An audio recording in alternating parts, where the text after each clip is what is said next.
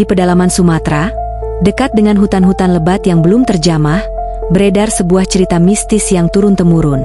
Ini bukan tentang hantu yang menakut-nakuti, melainkan tentang sebuah bangsa lain yang hidup berdampingan dengan kita, sebuah bangsa yang disebut orang bunian. Mereka dipercaya sebagai manusia-manusia gaib yang tinggal di alam lain, di hutan, gunung, atau bahkan di tepi-tepi sungai yang sepi. Orang-orang di sana bilang, orang bunian mirip sekali dengan manusia biasa, hanya saja mereka tidak memiliki lekukan di antara hidung dan bibir atas, dan peradaban mereka lebih maju serta bersih. Ada kisah tentang seorang pemuda bernama Rangga, yang suatu hari pergi ke hutan untuk mencari rotan. Ia dikenal sebagai anak yang pemberani dan hafal seluk-beluk hutan di dekat desanya. Namun, di tengah perjalanan, ia merasa aneh. Jalan setapak yang biasa ia lalui tiba-tiba terasa asing, dan kabut tebal turun begitu saja, menyelimuti pohon-pohon.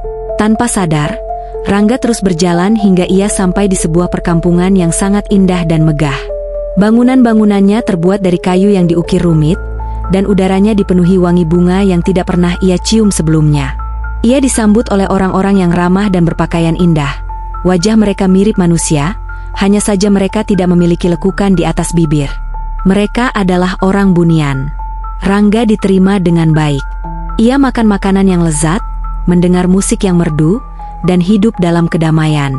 Di sana, ia merasa betah dan betah. Rasanya seperti ia berada di sana hanya selama beberapa hari. Hingga suatu malam, ia merasa rindu akan ibunya. Ia meminta izin untuk pulang. Para orang bunian tersenyum sedih. "Pergilah jika itu maumu," kata mereka. "Tapi ingat, jangan pernah menoleh ke belakang saat meninggalkan perkampungan kami." Rangga pun pamit dan berjalan kembali ke hutan. Ia menahan diri untuk tidak menoleh, meskipun ia mendengar bisikan-bisikan dan panggilan lembut dari belakangnya. Akhirnya, ia tiba di desanya. Alangkah kagetnya ia, desa itu sudah jauh berubah. Rumah-rumah yang dulu ia kenal sudah menjadi bangunan baru, dan orang-orang tidak ada yang mengenalinya. Ia melihat ke arah rumahnya, dan di sana, ia melihat ibunya yang sudah renta, sedang duduk bersama anak-anaknya. Rangga akhirnya sadar.